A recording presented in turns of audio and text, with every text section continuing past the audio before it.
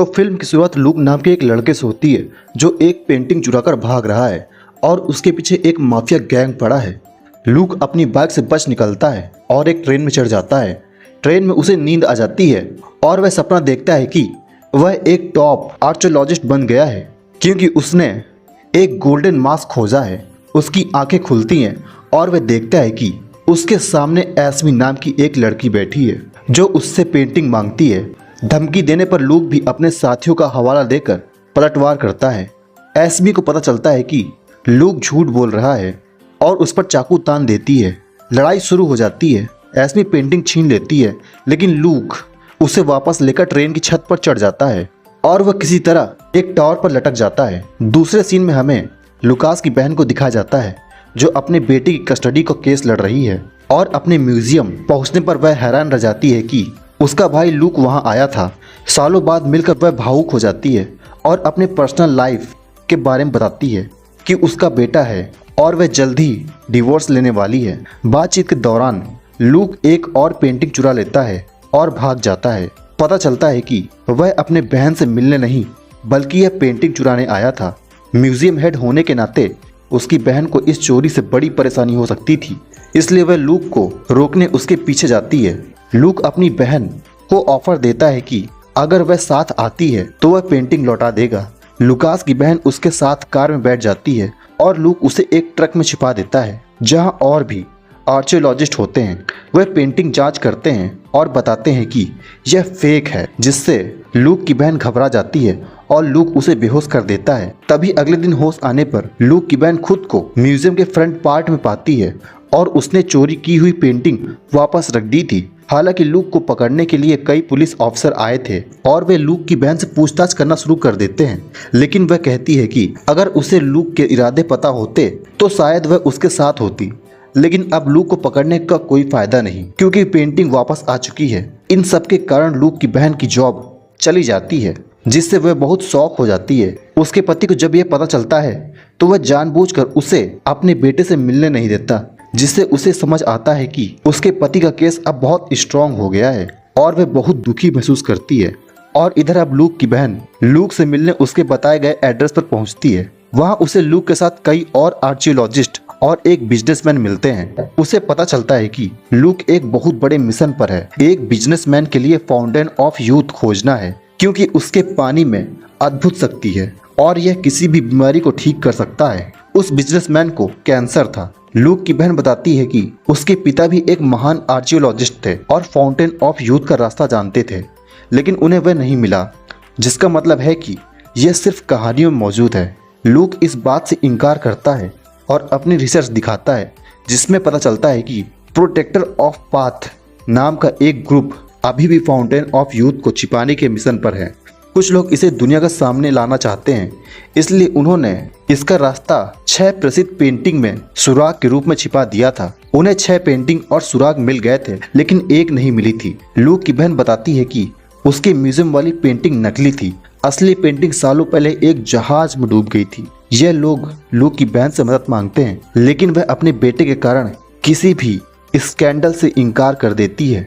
Businessman उसे offer देता है कि अगर वह मदद करती है तो उसे अपनी बेटी की कस्टडी दिला देगा, लेकिन इसलिए लूक की बहन मान जाती है और वे शिप में बैठकर उस आइलैंड के लिए निकल पड़ते हैं जहां वह जहाज डूबा था। सबसे बड़ा मिशन जहाज को पानी के नीचे से ऊपर लाना था। बड़े क्रूज में हवा भरकर जहाज को ऊपर लाया जाता है। लूक और उसकी बहन पेंटिंग खोजने के लिए जहाज के अंदर जाते हैं। कड़ी मेहनत के बाद उन्हें एक बॉक्स मिल जाता है जिसमें पेंटिंग थी। इससे पहले कि वे वहां से निकल पाते, एस्मी और उसकी टीम वहां आ जाती है। एस्मी के लोग हमला करते हैं और लूक की बहन भ्रमित हो जाती है। लूक लड़ाई शुरू करता है जबकि एस्मी लूक की बहन को पकड़ लेती है और जान से मारने की धमकी देती है। लूक कहता है कि वह उसे नहीं मारेगी क्योंकि उसे सिर्फ पेंटिंग चाहिए। लूक की बहन एस्मी को पकड़कर नीचे फेंक देती है। क्रूज के गुब्बारे फटने लगते हैं और जहाज फिर से डूबने लगता है। खुद को बचाने के लिए वे सभी तैरकर दूसरे जहाज में जाते हैं। लूक की बहन गुस्सा होती है क्योंकि लूक ने उस समय उसे बचाने के बजाय पेंटिंग को बचाना ज्यादा जरूरी समझा था। कुछ समय बाद लूक की बहन को एक अच्छी खबर मिलती है कि उसके असिस्टेंट को नई जॉब मिल गई है जिससे उसे दूसरे देश में जाना होगा और इस तरह उसका बेटा उसके पास वापस आ जाएगा। अब आर्कियोलॉजिस्ट को भी सभी पेंटिंग मिल चुकी थी। पेंटिंग से मिले सुरागों से वे फाउंटेन ऑफ यूथ का पता लगाने की कोशिश करते हैं, लेकिन उन्हें कोई वर्ड या जगह नहीं मिल रही थी। लूक की बहन बताती है कि ये सभी पेंटिंग 1600 साल पुरानी है और ये सभी शब्द मिलकर एक राजा का नाम बनाते हैं, जिनकी बाइबल से वे अब फाउंटेन ऑफ यूथ को खोज सकते हैं। इससे पहले कि वे वहां के लिए निकलते, वही गैंगस्टर उनका पीछा करना शुरू कर देते हैं। उनमें एक ऑफिसर भी था जो उन्हें पकड़ना चाहता था। लूक ऑफिसर से कहता है कि अगर उसे सिर्फ पेंटिंग चाहिए तो वह उन्हें रख सकता है, लेकिन बदले में वह उसकी टीम को छोड़ दे। पेंटिंग ऑफिसर को और गैंगस्टर्स को दोनों को चाहिए थी, जिससे उनके बीच लड़ाई शुरू हो जाती है और लूक की टीम उसका फायदा उठाकर भाग जाती है। कुछ समय बाद लूक की टीम एक प्लेन में दिखती है। लूक सोते हुए देखता है कि वह फाउंटेन ऑफ यूथ का पानी पी रहा है और उसकी बहन और बेटा बूढ़े हो रहे हैं। यह देखकर वह टूट जाता है और पानी फेंक देता है। उसकी आंखें खुलती हैं और उसकी बहन सामने बैठी होती है, जो उसे बताती है कि वह अभी भी सपनों में बहुत बात करता है। कुछ समय बाद वह एक लाइब्रेरी में होते हैं जहां उन्हें वह बाइबल मिलती है। लूक के कुछ दोस्त बाइबल को खंगालने लगते हैं। इस बीच एसपी भी लूक के पीछे वहां पहुंच जाती है, क्योंकि वह उस ग्रुप का हिस्सा है जो फाउंटेन ऑफ यूथ को दुनिया के सामने लाना चाहता है। वह लूक को रोकना चाहती थी। एस्मी और उसके बीच लड़ाई शुरू हो जाती है और इस दौरान एस्मी उस पर बंदूक तान देती है।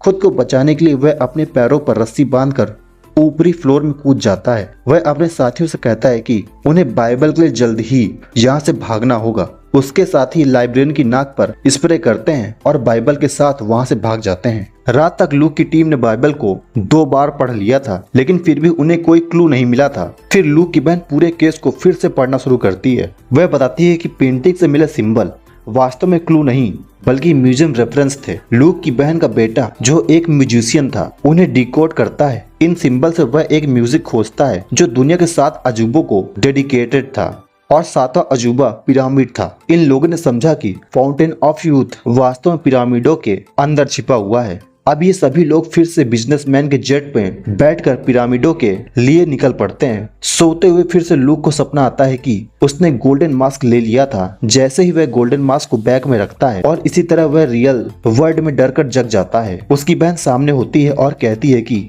इस बिजनेसमैन पर ट्रस्ट नहीं करती। वह बताती है कि उसने उसके एक्स हस्बैंड को कहीं दूर काम पर भेज दिया है, जबकि उसे पता था कि वहीं उसके बेटे का ध्यान रखेगा। लूक कहता है कि चिंता मत करो, उसे बस अपनी जान बचानी है और उसके पास बहुत पैसा है। उन्हें बस अपने मिशन पर फोकस करना चाहिए। पिरामिड के अंदर अब सीन बदलता है और हमें एसपी को दिखाया जाता है जो प्रोजेक्ट ऑफ पाथ ग्रुप का हिस्सा थी। वह इस समय अपने लीडर से मिलती है क्योंकि वह बहुत सैड है। इस समय लूक की पूरी टीम उन पिरामिडों तक पहुंच चुकी है। लीडर बताता है कि उन्हें वहां से रोकना बहुत डिफिकल्ट है क्योंकि आज तक कोई भी वहां तक नहीं पहुंचा है और अब उसे पता है कि क्या करना है। यह कहकर वह उसे एक स्ट्रेंज की देता है। यहाँ हम देखते हैं कि लूक अब सभी को उस पिरामिड के अंदर बने सीक्रेट चैम्बर के बारे में बता रहा था और लूक की बहन सभी को बताती है कि उन्हें वहां जो कुछ भी मिले वे उसे वहां से न लाए, क्योंकि उसके डैड को भी उस पिरामिड के अंदर एक गोल्डन मास्क मिला था जिससे वे बहुत फेमस हो सकते थे। लेकिन उन्होंने उस मास्क को वहीं छोड़ दिया क्योंकि कभी कभी चीजों का अपनी जगह पर रहना ज्यादा इम्पोर्टेंट होता है। यहाँ हर कोई लूक की बहन से सहमत होता है। सुबह होते ही ये लोग पिरामिड तक पहुंच चुके थे। उस बिजनेसमैन ने भी कई फाइटर्स को बुलाया था जो उसके पीछे आने वाले लोगों को रोकते। पिरामिड के अंदर जाते ही लूक को वह सीक्रेट चैम्बर मिल गया। वहां एक बहुत बड़ा ड्रम था जो उनसे हिल नहीं रहा था। लूक कहता है कि उन्हें इसे बॉम्ब से उड़ा देना चाहिए, लेकिन लूक की बहन उसे रोकती है और बताती है कि इजिप्शियंस दुनिया के सबसे महान आर्किटेक्ट थे। उन्होंने इस ड्रम को हटाने का कोई इजी वे जरूर रखा होगा। इस समय उसका बेटा भी सब कुछ नोटिस कर रहा था। वहाँ कुछ ड्रम्स थे और कुछ टावर स्पीकर्स जैसे दिखते थे, इसलिए वह यहाँ इन ड्रमों को बजाना शुरू कर देता है और कुछ मूवमेंट्स होते हैं। कुछ सीढ़ियाँ निकलने लगती हैं और धीरे धीरे वह ड्रम भी ऊपर उठने लगते हैं। यह देखकर लूक की बहन भी यहाँ ड्रम बजाती है और वह ड्रम मैजिकली ऊपर उठ जाते हैं और बहुत आसानी से लूक की बहन उसे साइड में कर देती है। जहाँ नीचे एक लिफ्ट जैसा चैम्बर था जहाँ वो बिजनेसमैन और लूक का पूरा परिवार नीचे जाने लगते हैं। पिरामिड के बाहर पुलिस ऑफिसर के साथ साथ एस्मी की पूरी टीम भी वहां आ गई थी, जो अब बिजनेसमैन के लोगों से लड़ रही थी। एस्मी की टीम और वह ऑफिसर मिलकर बिजनेसमैन के सभी लोगों को मार देते हैं, जिसके बाद वे पिरामिड के अंदर सभी लोगों को एक साथ खोजना शुरू करते हैं। ये लोग पिरामिड के अंदर काफी दूर तक चले गए थे और उन्हें आगे बढ़ने के लिए एक सीक्रेट पैसेज भी मिल गया था। अब ये लोग एक ऐसी जगह पर भी आते हैं जहां से वे फाउंटेन ऑफ यूथ को बहुत आसानी से देख सकते थे। ये लोग वहां बनी एक ब्रिक पर हाथ रखते हैं, जिससे कई सीढ़ियां भी निकल आती हैं। इन सीढ़ियों के माध्यम से ये लोग नीचे आते हैं और हर कोई फाउंटेन ऑफ यूथ को देखकर बहुत खुश होता है। लूक की बहन बिजनेसमैन को बताती है कि यहाँ है उसका फाउंटेन ऑफ यूथ का पानी। यह पानी बहुत कम था। लूक की बहन कहती है कि यह पानी उसके लिए एक बड़ा बेनिफिट भी हो सकता है और एक बहुत बड़ा डेट भी। उसे इसे पीने के बाद यह बात खुद ही गेस करनी होगी। यह सुनकर वह आदमी थोड़ा वरीड हो गया था और उसने लूक से यह पानी पीने के लिए कहा, लेकिन लूक ने कहा कि उसका काम सिर्फ उसे फाउंटेन ऑफ यूथ तक ले जाना था, उसके आगे का काम उसका है। तब बिजनेसमैन कहता है कि वह तय करेगा कि उसका काम कितना था। यह सुनकर लूक की बहन समझ गई कि बिजनेसमैन को कोई बीमारी नहीं थी और यहाँ उसने यह भी एक्सेप्ट किया था कि हाँ, उसे कोई बीमारी नहीं है, वह बस फाउंटेन ऑफ यूथ को खोजना चाहता था। उसने सुना था कि इसका पानी पीने से वह हमेशा के लिए जीवित रह सकता है, मतलब अमर हो जाएगा, और यंग भी रह सकते हैं, मतलब जवान रहेंगे। लेकिन अब उसने उसे डरा दिया है, इसलिए वह इसे खुद पीने से पहले लूक को पिलाएगा। वह लूक से कहता है कि आओ लूक, यह पानी पियो, नहीं तो वह उसकी बहन और उसके बेटे को मार देगा। अब लूक की इच्छा न होने के बावजूद जैसे ही वह उस पानी के पास आता है, घायल लूक के खून की एक ड्रॉप पानी के अंदर गिर जाती है। लूक बिजनेसमैन की शूटिंग वजह से घायल हुआ था। जैसे ही उसके खून की ड्रॉप पानी में गिरी, यहाँ का पानी बहुत बढ़ने लगा और एक अजीब तरीके से यह लूक के हाथों में चिपक कर उसे ऊपर ले जाने लगा। फिर पानी खुद ही इकट्ठा होकर लूक के हाथों में आ गया और इससे पहले कि लूक इस पानी को पी पाता, यह पानी लूक को एक विजन दिखाता है कि जैसे ही लूक इस पानी को पीता है, उसकी बहन और उसका बेटा दोनों बूढ़े हो जाएंगे और मर जाएंगे। यह देखकर वह दुखी हो जाता है और रियल वर्ल्ड में अपनी बहन को देखकर उस पानी को ना पीने का फैसला करता है। और जैसे ही वह ऐसा करता है, वह पानी उसके शरीर के एक स्ट्रेंज इलेक्ट्रिसिटी पैदा करता है। दरअसल यह पानी लूक को टेस्ट कर रहा था, जिसमें वह पास हो गया था। इसके बाद इस पानी ने लूक को एक बहुत अच्छी सुपर पावर दी, जिससे उसके सभी घाव ऑटोमेटिकली ठीक हो गए। अब पानी उसे नीचे ले आया था।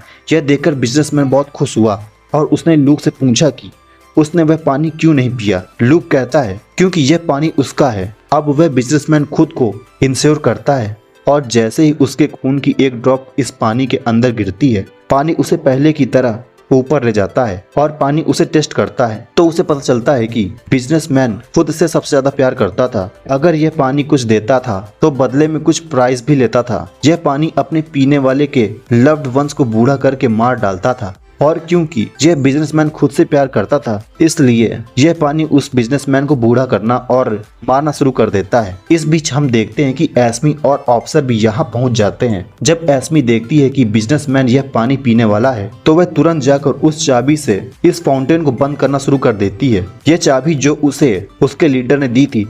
अचानक यहाँ बड़ी बेल्स बजने लगती हैं और ये पूरी जगह क्लोज होने लगती है। आवाजें सुनकर ये सभी लोग वापस भागते हैं और वे बिजनेसमैन यहीं फंस जाता है और मारा जाता है और ये लोग पिरामिड के उस फाउंटेन से ठीक टाइम पर बाहर आ गए। आखिरकार सब कुछ ओवर हो गया था। लूक अपनी बहन और उसके बेटे से उनकी जान डेंजर में डालने के लिए अपोलोजाइज करता है और यहाँ एस्मी लूक को बताती है कि अब वह कोई ऐसा एडवेंचर नहीं करेगा जिससे उसे उसका फॉलो करना पड़े। ये लोग अपनी रिटर्न जर्नी शुरू करते हैं और इस दौरान हम लूक को बहुत सेटिस्फाइड देखते हैं। आज उसे पता चला कि उसके डैड ने भी ऐसी बड़ी डिस्कवरीज के बारे में लोगों को क्यों नहीं बताया था। यहाँ अब लूक की बहन का बेटा उसे एक लास्ट एडवेंचर देने के लिए कहता है, जिसके बारे में सुनकर लूक की आंखें भी साइन करती हैं। और इस क्वेश्चन के साथ ये मूवी यहीं एंड हो जाती है। अगर आपको ये मूवी एक्सप्लेनेशन अच्छा लगा तो प्लीज लाइक और सब्सक्राइब करिए। मिलते हैं अगले वीडियो में। धन्यवाद।